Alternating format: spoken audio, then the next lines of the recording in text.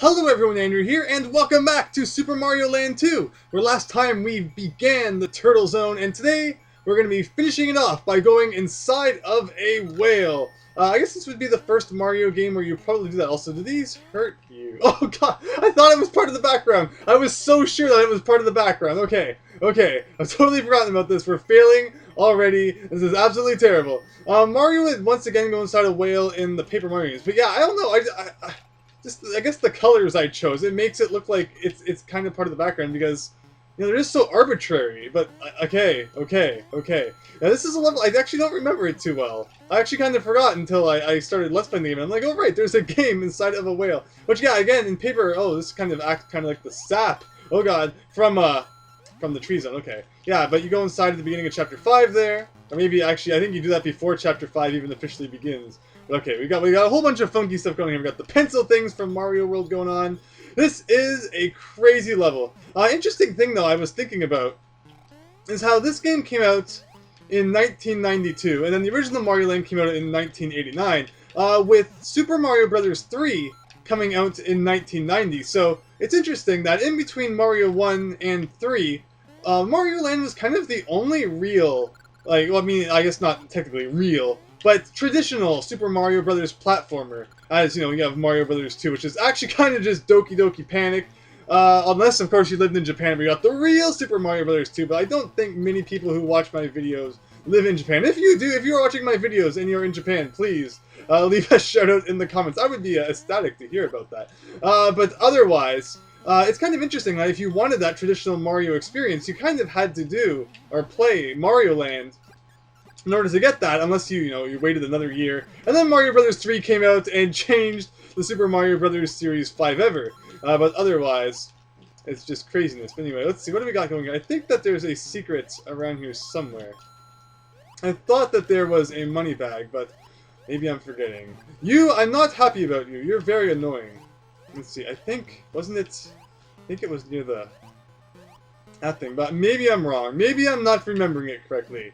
Maybe, again, I kind of forgot about this level overall until I started playing it. Or until I kind of was, looking through the levels that I was eventually going to have to play in this Let's Play. I was like, oh yeah, that's a thing. But anyway, somehow got through that without taking a hit, so we'll consider that a victory.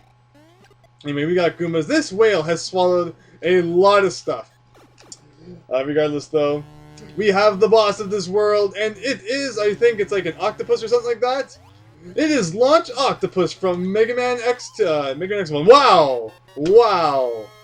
Okay, that's kind of silly. I didn't even have a chance to actually, experience its attack pattern. I don't even really remember how you were supposed to kill it. But we burned it to death, despite being an octopus that lived underwater. And yeah, that's just the kind of crazy logic that you're going to get from Super Mario Land 2, I guess. And with that said, we're now 3 levels down, and I felt like kind of an anticlimactic ending to the Turtle Zone.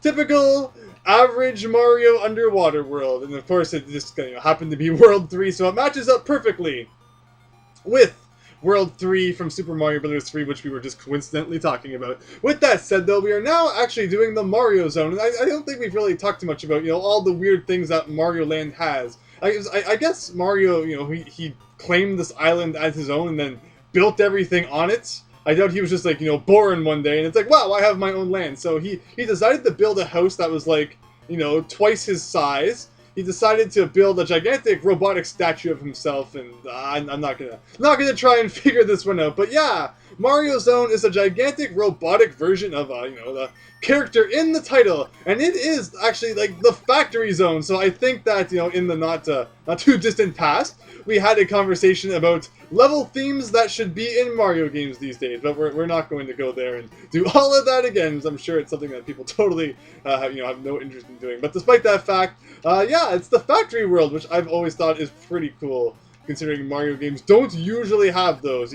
Donkey Kong. It's more of a Donkey Kong thing, which again, if you watched my Donkey Kong Country Let's Play, you will know that I just love some of the really cool out there themes that you typically find in Donkey Kong Country games, or even in games like, Wario Land, which technically, I guess, since Wario Land is Super Mario Land 3, that's why some of those themes kind of transferred over. Maybe not so much Wario Land 1. Wario Land 1, I don't believe, has factory levels. Wario Land 2 definitely has factory levels, and, they become a common thing in Wario Land games from there on out. Anyway, I don't think we're really missing much down here. Yeah, we're just missing a whole bunch of spikes and nothing much else. But these things are kind of interesting because of the way that it kind of has that almost, you know, depth effect where it's not just, you know, a 2D thing, but it can kind of rotates in the third dimension, which is kind of weird. And you know, if you want this checkpoint, you totally have no choice but to abandon your firepower and do a whole Rabbit Mario thing there. Which, you know, Rabbit Mario is pretty cool. But again, I do really like having Fire Mario. One thing I actually don't think I ever realized you could do that was mentioned in the comments is that if you hold the jump button, Mario will actually just constantly jump without you having to, you know, press it again once he hits the ground. It's not such a useful, really, kind of thing for Mario to do, really, considering it's very easy for you to just, you know, press the jump button once you have hit the ground again. But let's see, yeah, so if you do that, yeah, so I guess that's why you can't do the spin jump, because, you know, it doesn't kind of compute, because it's doing this whole bouncy thing instead. But yeah, kind of weird. Not very useful, but it is a thing that Rabbit Mario can do that I, again, never really noticed because it's just not something that you're typically going to do, I guess. I don't typically hold the jump button. I usually let go the second that Mario has reached the ideal height that I'm going for. And despite the fact that they are screws, you can totally burn them to death. Why not? Anyway, I think we are approaching the end. You can see the bell there. This level ends with kind of an interesting thing going on. But because we have firepower, we can take a little bit of a detour here, which I believe just leads us to a boatload of coins, which I'm totally not going to complain about. We're almost at 999 again. It'll be once again, you know, time to try our luck. But you know, if my previous display of luck has taught us anything, it's that we should not get our hopes up for a big prize. Who wants to bet right now that I get the exact same disappointing thing as we got last time? I'm totally would not be surprised by that. But anyway, I think this is going to be a carrot, which will then allow us to kind of do this whole crazy floating thing here that I've already failed at. Let's see if I land here. Is there any kind of secrets going on? No, there's not. So we can get all these coins. Oh, we can fit through here. Again, you know, it's much easier to just kind of stick to one side and follow the ball. I don't know how they expect you to fit through that without getting hit. But regardless, we're going to hit the bell, meaning that we're going to play the bonus game. And exactly what we're going to win in this bonus game, I have no idea. Well, it's actually kind of interesting when you think about it that you can't win coins in bonus game. The M bag that gives you 50 coins seems like it would be the perfect prize in this kind of game. But nevertheless, I guess we're getting a 1-up, which is kind of like coins in a way. I guess not so much in this game, because coins don't directly translate into 1-ups. But still, I guess you can't complain since we are going for 99 lives if possible. And yeah, I actually just realized I totally had a code for that last level, and I didn't use. I'm getting really bad at that. Although my code for this level is actually very similar to the one that I had in the last level. So we're going to enter that now, and yeah, we'll get back to that in just a second. I think I've mentioned in the past that I am quite the fan of green and blue. Of course, I mean, it doesn't look amazing, but this level, I debated for a long time what code I thought was ideal. And I mean, this level is honestly just circles. Like, it's hard to, you know, really look at it and say, okay, what color fits circles? Or, like, you know, goes well with a bunch of circles. And it's not really an easy thing to figure out. So basically, just take your two favorite colors, use them in this level, and you will be satisfied. So for all you other people out there who are a fan of green and blue like I am, you are probably loving this right now. For people who are, like, you know, favorite colors are like red and orange, or like purple or something like that, you probably hate me, but, you know, go get your own Game Boy Super thing.